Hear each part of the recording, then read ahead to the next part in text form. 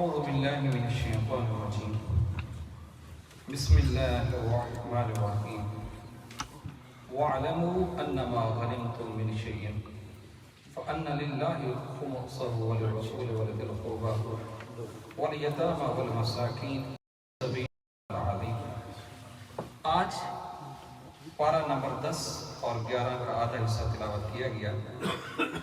پارہ نمبر 10 کا آغاز مال غنیمت سے ہوتا ہے، اور مال غنیمت کا یعنی مسلمان جب بھی کفار کے ساتھ جنگ کرتے ہیں اور انہیں فتح نصیب ہو جائے، جو مال آئے اس سے مال غنیمت کہتے ہیں۔ اللہ رب العزت نے اس کی تقسیم کا ایک فارمولہ دیا ہے، اور آگے جا کر ارشاد فرمایا کہ یا ایھا الذین آمنوا اذا لقیتم فئۃ فاثبتوا واذکروا اللہ کثیرا لعلکم تفلحون۔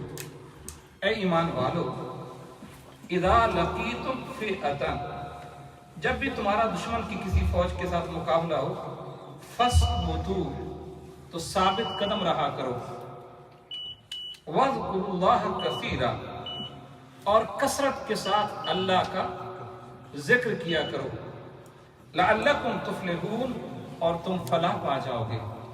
یہاں اہل ایمان کا جو بنیادی اصلہ ہے، جو کامیابی کا بنیادی ذریعہ ہے، اس کو بیان کیا جا رہا ہے۔ یعنی اہل ایمان کا سب سے بڑا اصلہ کیا ہے؟ اللہ کا ذکر ہے۔ کیا ہے؟ ثابت قدمی اور اللہ کا۔ جب سیدنا موسیٰ علیہ السلام اور ہارون علیہ السلام کو اللہ رب العزت نے نصیحت کی اور فرمایا وَلَا تَنْيَا فِي ذِكْرِي، میرے ذکر میں کمی نہیں کرنی۔ اب فرعون سے مقابلہ ہونے جا رہا ہے، اللہ رب العزت نے جو سب سے بڑا ہتھیار دیا وہ کیا دیا؟ اپنا ذکر۔ اور ذکر کا معنی ایک ہوتا ہے ہمارا زبانی ذکر، اللہ اللہ کرنا، ایک ذکر کا معنی ہوتا ہے اللہ رب العزت کو یاد رکھنا، ہر وقت اسے اپنے سامنے رکھنا، اسے حاضر رکھنا، اسے اپنے ساتھ سمجھنا۔ اور اللہ رب العزت نے کہا بھی موسیٰ علیہ السلام کو کہ میں آپ کے ساتھ ہوں۔ وہ جب آگئے نا، وہ جہاں پہ آگے سمندر آ گیا، پیچھے فرعون کا لشکر آ گیا، تو قوم نے کہا موسیٰ تو مروا ہی دیا۔ وہ چونکہ ڈرے ہوئے تھے، فرعون کے ظلم کو سمجھتے تھے، اگر فرعون نے پکڑ لیا وہ تو سولی پہ لٹکا دیتا تھا، وہ تو ذبح کر دیتا تھا۔ انہوں نے کہا آگے سمندر آ گیا ہے، پیچھے فرعون کا لشکر آ گیا ہے، آپ نے کہا ان معی ربی سیہدین، آپ نہ گھبرائیں، میرا رب میرے ساتھ ہے، وہ کوئی راستہ نکال دے گا۔ نعرہ رسالت، نعرہ حیدری۔ اور اسی سورہ میں حضرت ابو بکر صدیق کا ذکر بھی آ رہا ہے، غار ثور کا بھی آ رہا ہے۔ تو وہ جب کہا نا کہ آقا وہ تو آگے دروازے پر، اب کیا بنے گا؟ آپ نے کہا لا تحزن ان اللہ معنا، آپ نہ گھبرائیں، اللہ ہمارے ساتھ ہے۔ یہ ہے اصل میں ذکر کا معنی، کہ اللہ رب العزت کو اپنے دیکھیں نا، بچے کے ساتھ اگر ماں باپ ہو تو اس کو کتنا حوصلہ ہوتا ہے۔ کیوں حوصلہ ہوتا ہے؟ کہ میرا باپ میرے ساتھ ہے۔ باپ کے اوپر وہ اس سے کتنا ناز ہوتا ہے کہ بھائی میرا باپ میرے ساتھ ہے، مجھے کوئی کچھ نہیں کہہ سکتا۔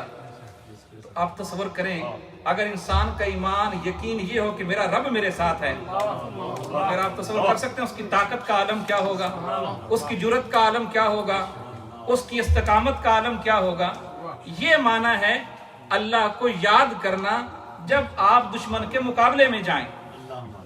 دوسری ایک بڑی اہم بات کی قرآن مجید نے یہاں پر اور فرمایا وَأَطِيعُوا اللَّهَ وَرَسُولَهُ، اللہ اور اس کے رسول کی اطاعت کرو، وَلَا تَنَازَعُوا، اور آپس میں جھگڑا نہ کیا کرو، تنازع نہ کیا کرو، فَتَفْشَلُوا، تم بزدل ہو جاؤ گے، وَتَذْهَبَ رِيحُكُمْ، اور تمہاری ہوا اکھڑ جائے گی۔ اس پر مفسرین ایک بڑی اہم بات سمجھائی ہے کہ جب مال غنیمت آیا، اقتدار آیا، دولت آئی، جہاں یہ چیزیں آئیں گی وہاں جھگڑے شروع ہو جائیں گے۔ جہاں اس سے پہلے اگر آپ صحابہ کرام کی زندگی میں دیکھیں نا، وہاں تو کوئی جھگڑے کا تصور ہی نہیں ہے، ساری قربانیاں ہی قربانیاں ہیں، ایک دوسرے کے لیے جان نثاری ہے۔ جب مال آیا، دولت آئی، اقتدار آیا، وہیں پہ جھگڑے شروع ہو گئے۔ اسی لیے کہا گیا ہے کہ مال اور دولت یہ بہت بڑا فتنہ ہوتا ہے۔ हज़रत सुल्तान आरिफीन सुल्तान बाहू पाक फरमाते हैं, अद्दी लानत दुनिया ताई, अद्दी लानत ते सारी दुनिया दारा हूँ, प्योवा कोलू पुत्र कोहेंदी भट दुनिया मक्कारा हूँ।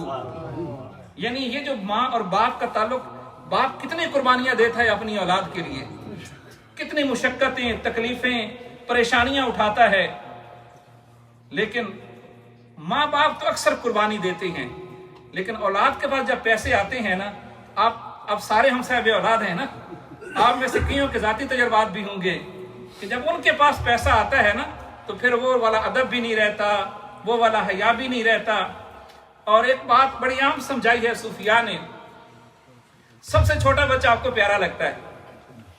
क्यों प्यारा लगता है? यानी जो बच्चा अभी पैदा हुआ है या 2, 4, 5, 6, 8, 10 साल का है, सबसे ज्यादा आपको प्यारा लगता है। कमाई भी कोई नहीं करता, सारा खर्चा ही खर्चा है, फिर भी सबसे ज्यादा प्यारा क्यों है? उसकी अपनी कोई मर्जी नहीं होती, वो सारा डिपेंड माँ बाप पे कर रहा है। माँ बाप ने लेके देने हैं, कपड़े माँ बाप ने लेके देने हैं, तो जो जिस पर जितना ज्यादा डिपेंड करता है वो उतना ज्यादा उससे प्यार करता है। यही बात सूफिया की है ना, जैसे छोटा बच्चा माँ बाप पे डिपेंड करता है तो वो सबसे ज्यादा महबूब होता है, इसी तरह जो बंदा सबसे ज्यादा अल्लाह पे डिपेंड करे वो खुदा का सबसे ज्यादा महबूब होता है। तो बेशक थोड़ी कमाइयां करे, लाजमी नहीं है कि वो सारी रात नफल ही पढ़ता रहे। मजमून कहीं और चला जाएगा, मैंने काफी सारे मजमून कवर करने हैं। हजरत निजामुद्दीन औलिया का एक बड़ा प्यारा वाक़या हज़रत सैयदी शेखुल इस्लाम ने बयान किया है। उनके पास एक बंदा आया बैत करने के लिए, हजरत निजामुद्दीन औलिया, और ये उन औलिया में से हैं जिनको अल्लाह ने ज़ाहिरी दुनिया भी बेतहाशा दी थी। बड़े आला किस्म के घोड़े, आला किस्म का घर, आला किस्म के खाने, दस्तरखान भी बड़े बादशाहों से भी ज्यादा दस्तरखान आपका चलता था। 70 मन आपके लंगर में नमक इस्तेमाल होता था, इतनी दुनिया आके लंगर खाती थी। तो वो एक मौलवी साहब आ गया बैत करने के लिए। हमारे यहाँ बड़े अजीब तस्वुरात हैं तसव्वुफ के बारे में, हम समझते हैं, ये खुद उन्होंने लिखा है हज़रत निजामुद्दीन औलिया रहमतुल्लाह तआला अलैह ने, कि हमारे यहाँ तसव्वुफ लोग क्या समझते हैं, लंगोटा हो, सोटा हो तो लोटा हो। उन्होंने कुछ और लिखा है, हमसे सामने ऐसे ही। बहरहाल वो कहते हैं कि लोगों का तसव्वुर यही है कि ना अच्छे कपड़े हों, ना अच्छा खाना हो, ना अच्छा घर हो, ना अच्छा लिबास हो, दाढ़ी हो तो उसका भी कोई हिसाब किताब ना हो, कपड़े भी हो तो फटे पुराने से हों, पसीने की बदबू आ रही हो। हमारी बदनसीबी यह है कि हमने तसव्वुफ इसको समझ लिया है। आप फरमाते हैं तसव्वुफ न लोटे में है, न सोटे में है, न लंगोटे में है। ठीक है ना। वो बंदा आया, उसने कहा जी, दिन भर देखता रहा कि यहाँ तो कोई तसव्वुफ वाली बात ही नजर नहीं आई किबला शाह साहब, ये तो दुनियादारी है, सारा दिन जनाब लोगों के मामलात हैं, खाने चल रही हैं, ज़ियाफ़तें हो रही हैं, मेहमान आ रहे हैं। वो सारा दिन देख के ना वो बंदा परेशान हो गया। शाम को कहता है पीर साहब मैं तो आया था बैत करने के लिए, मुझे यहाँ कोई तसव्वुफ नजर नहीं आया, सारा दिन मैंने तो दुनियादारी देखी है। आपने कहा अच्छा कोई बात नहीं है, आप ऐसा करें एक रात भी हमारे साथ गुजार लें, एक रात भी हमारे साथ गुजार लें। उसने कहा चले रात भी देख लेते हैं। आपने उसका बिस्तर अपने ही कमरे में लगवा दिया, आपने इशा की नमाज पढ़ी, कुछ मामूल के वज़ाइफ किए, आराम के साथ सो गए। और वो बंदा सारी रात नफल पढ़ता रहा, वो सारी रात नफल पढ़ता रहा। आप सुबह तहज्जुद के टाइम पे उठे, नमाज तहज्जुद पढ़ी, सुबह की नमाज बाजमात पढ़ी और फिर आपने मामूलात में शुरू। तो उसको कहा कि आप थोड़ा सा सो लें, आप थोड़ा सा सो लें। वो जब सोया तो उसने ख्वाब देखा, उसने जो सारा दिन इबादत की, रात सारे नफल पढ़े, उसने देखा कि उसके ऊपर एक नूर का, जैसे वो चिराग बुझने वाला नहीं होता, टिमटिमा रहा होता है, छोटी सी उसकी लौ होती है, उसके सर से ना इस तरह एक नूर की छोटी सी लौ चमक रही है, एक चिराग है उसके सर पर। और हजरत निजामुद्दीन औलिया को ख्वाब में देखा कि उनके सर पर एक सूरज है जिसकी रोशनी आज तक जा रही है।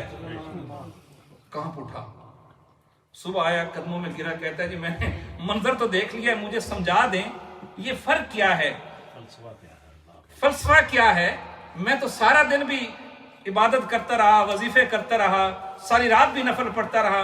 मैंने सारा दिन देखा है आप दुनिया के काम करते रहे, रात को आपने नींद भी पूरी की, आपने थोड़ा से वज़ाइफ किए, सुबह आपने सिर्फ तहज्जुद पढ़ी। आपने उसको यही बात समझाई। आपने कहा जब बंदा सारा कुछ मौला पे छोड़ देता है ना, उसका सोना भी इबादत बन जाता है, उसका सोना भी। और आपने ये छोटे बच्चे की मिसाल दी। आपने कहा जब मासूम बच्चा होता है ना, वो सोया होता है, माँ बाप उसका मुंह चूम रहे होते हैं, वो सोया हुआ भी प्यारा लगता है। सोया हुआ भी क्यों प्यारा लगता है? उसने सारा कुछ माँ बाप पे छोड़ दिया होता है। तो विलायत ये है, तसव्वुफ ये है, रूहानियत ये है कि बंदा सारा कुछ अपने मौला पे छोड़ दे। फिर बंदा सोया हुआ भी हो तो उसको अच्छा लगता है। वो भी सुल्तान बाबू पाक फरमाते हैं ना, कई जागण ते कई जाग न जानन, ते कई जागियां भी सुते हु, ते कई सुतियां नू रब मिलिया, ते कई जागदियां भी गए मुठे हो। तो बात ये है कि मैं ये अर्ज कर रहा था कि जब माल आता है, दौलत आती है, तो झगड़े बढ़ जाते हैं। और आका अलैहिस्सलाम की एक हदीस है जिसमें आपने इरशाद फरमाया कि माल और दौलत की हिर्स और ओहदा और मनसब की हिर्स, ये इंसान के कल्ब व बातिन में इतनी तबाही मचाती है, इतना एक भूखा भेड़िया भी भेड़ों के रेवड़ में तबाही नहीं मचाता। और दूसरी बात ये समझा दी, आपस में लड़ाइयां करना, झगड़े करना, इससे एक कौम बुज़दिल हो जाती है, दूसरा उसका रूह खत्म हो जाता है। अब इस कुलिये को आप हर जगह अप्लाई कर लें। यानी कुरान मजीद के जो उसूल होते हैं ये यूनिवर्सल होते हैं, ये हर एक के लिए होते हैं।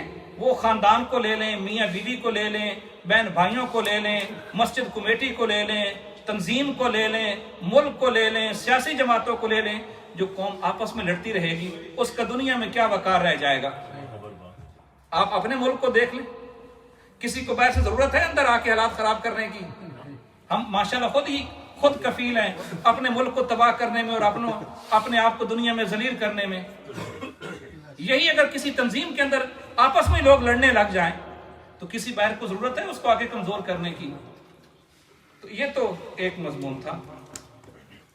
फिर कुरान मजीद आगे चलकर जो मोहब्बत का एक मेयार देता है, कुरान मजीद ने सूरह तौबा में इरशाद फरमाया और फरमाया कुल इन कान आबाउकुम व अबनाउकुम, ऐ मेरे महबूब आप लोगों को बता दो, अगर तुम्हें तुम्हारे बाप दादा, तुम्हारी औलाद, तुम्हारे बहन भाई, तुम्हारी बीवियां, तुम्हारे रिश्तेदार, तुम्हारे माल, तुम्हारी तिजारत, तुम्हारे घर, अहब्बा इलैकुम मिनल्लाहि व रसूलिही, अगर ज्यादा महबूब हो जाएं अल्लाह से, उसके रसूल से, व जिहादिन फी सबीलिही, और अल्लाह की राह में जिहाद करने से, फतरब्बसू, फिर इंतजार करो, हत्ता याति अल्लाहु बिअम्री, यहां तक कि फिर अल्लाह का अमर आ जाए। और यहाँ अल्लाह के अमर से मुराद अज़ाब इलाही का अमर है।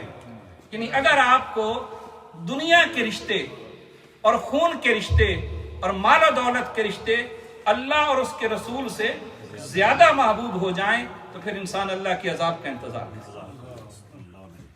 फिर कुरान मजीद ने आगे इसी सूरत में अहले किताब के उलमा और पीरों का जिक्र किया और फरमाया या अय्युहल्लज़ीना आमनू, ऐ ईमान वालो, इन्न कसीरम मिनल अहबार व रुहबान, बहुत बड़ी तादाद में अहबार हिब्र उनकी जमा है।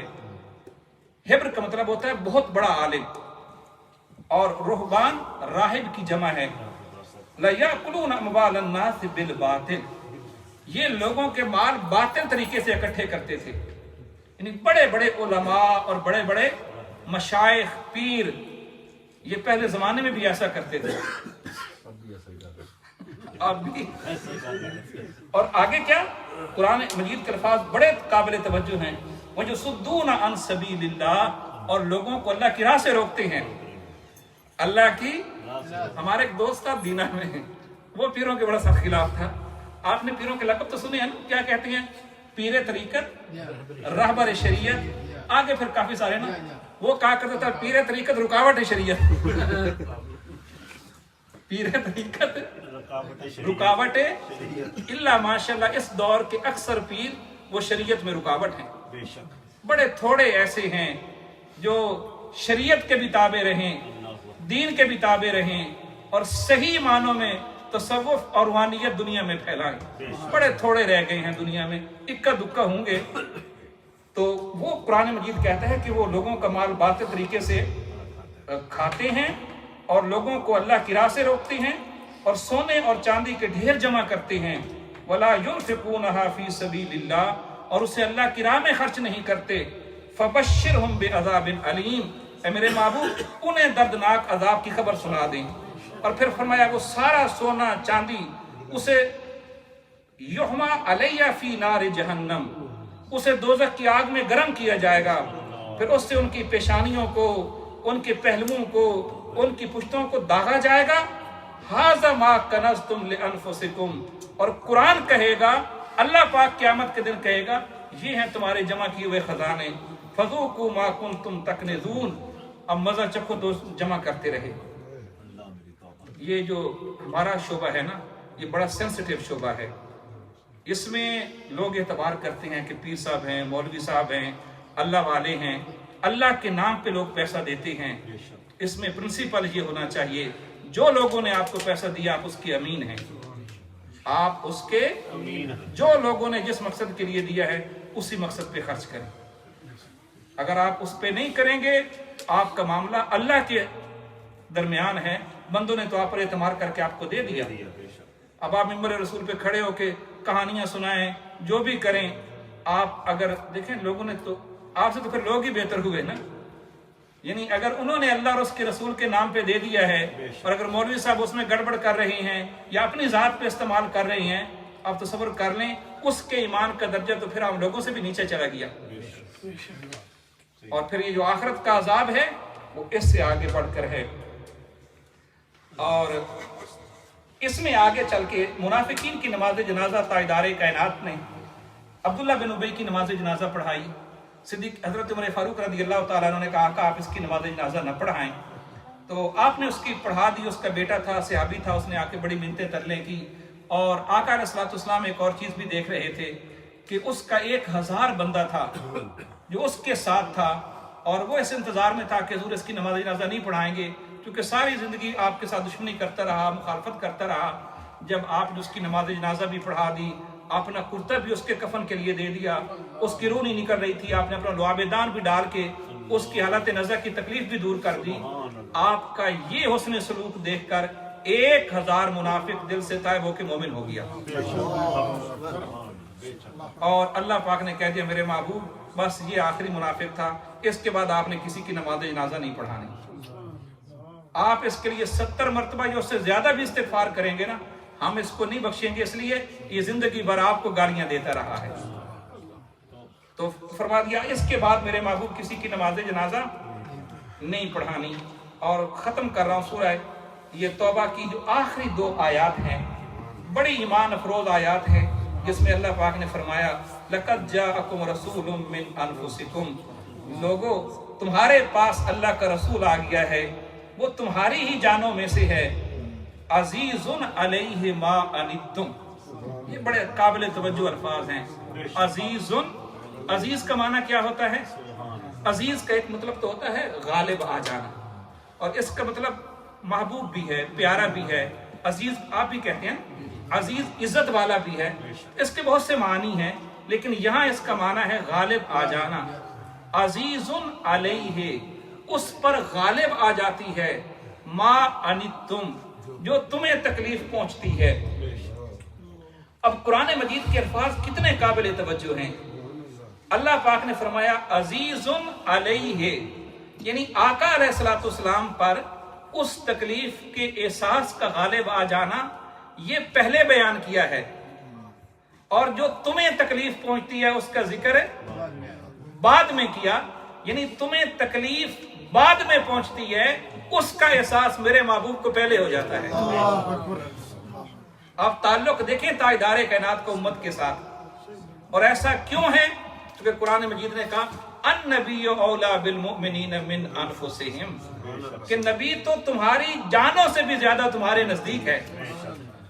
جان جو ہے نا, آپ کی جان, روح کو ہی جان کہتے ہیں نا, روح نکل گیا تو آپ کہتے ہیں نا جان نکل گئی. تو ساری جان روح پر ہے, اور روح ہی کو جان کہہ دیتے ہیں. بھئی جان نکل گئی ہے، روح نکل گئی ہے. تو قرآن مجید کہہ رہا ہے کہ اتنا تمہارا روح بھی تمہارے قریب نہیں ہے جتنا میرا محبوب تمہارے قریب ہے. اس لیے جب تمہیں کوئی تکلیف ہوتی ہے، تمہیں تکلیف بعد میں ہوتی ہے اور اس کا احساس میرے محبوب کو. پھر آگے حریص علیکم بالمؤمنین، وہ تو مومنوں کے لیے بڑے حریص بھی ہیں، رؤوف بھی ہیں، رحیم بھی ہیں. اب اتنا کریم آقا ہو اور پھر بندہ اس کے ساتھ بے وفائی کرے، پھر وہ کیسا انسان ہے؟ پھر اگر انسان ان سے پیار نہ کرے تو وہ کتنا بد نصیب آدمی ہے. تو یہی دوستان محترم، یہ سارا خلاصہ ہے قرآن مجید کی تعلیمات کا.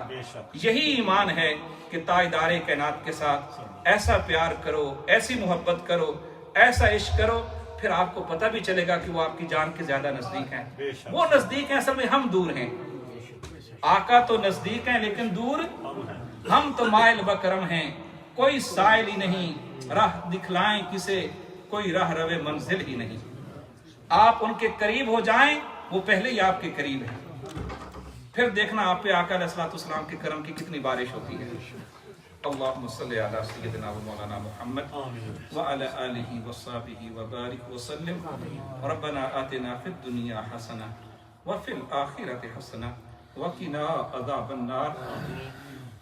یا رسول اللہ انظر حالنا، یا حبیب اللہ اسمع قالنا، اننا فی بحر غم مغرقون، خذ یدی سہل لنا اشکالنا. یا رب بالمصطفیٰ بلغ مقاصدنا واغفر لنا ما مدى یا واسع الکرم. میرے مولا ہمارے ایک محترم دوست طارق صاحب ہیں، ان کی والدہ سالانہ ختم ہے. میرے مولا ان کی بخشش فرما، مغفرت فرما، جنت الفردوس میں اعلیٰ جگہ عطا فرما. آقا علیہ الصلوۃ والسلام کی شہزادی سیدہ کائنات کی سنگت اور معیت عطا فرما. میرے مولا ہماری نماز تراویح پڑھنا، دن بھر کا روزہ رکھنا، صدقہ اور خیرات کرنا، اسے اپنی بارگاہ میں قبول فرما. یہ راتوں کا قیام کرنا، میرے مولا یہ دیر تک تیرے ذکر کے لیے، تیرے قرآن کو سننے کے لیے آتے ہیں، بیٹھے رہتے ہیں، ان سب کی جھولیاں اپنی خیرات سے بھر دے. ان سب کو اپنے محبوب کی توجہات عطا فرما. ان سب کو آقا علیہ الصلوۃ والسلام کا دیدار عطا فرما. آقا علیہ الصلوۃ والسلام کے در کی خیرات عطا فرما. میرے مولا ہم سب کی اولادوں کو نیک بنا، لائق بنا. ہماری بیٹیوں کو حضور کی شہزادی سیدہ فاطمہ الزہرا کی سیرت عطا فرما. مولا ہمارے بیٹوں کو حضور کے شہزادے حسن و حسین کی سیرت عطا فرما. مولا آقا علیہ الصلوۃ والسلام کی پوری امت پہ کرم فرما. ہمارے ملک پاکستان پہ کرم فرما. نیک صالح اچھے حکمران عطا فرما. میرے مولا اس ملک کو عظمت، عروج اور ترقی عطا فرما. اسے اقوام عالم کی قیادت عطا فرما. جو بھی اس کے بارے میں کوئی بدخواہ ہیں میرے مولا ان کا خاتمہ فرما. اس کے چپے چپے کی حفاظت فرما. اس کی سرحدوں کی حفاظت فرما. اسے نیک صالح اچھے حکمران اور اچھی قیادت عطا فرما. صلی اللہ تعالی علی خیر خلقہ و نور عرشہ محمد و علی آلہ و صحبہ اجمعین.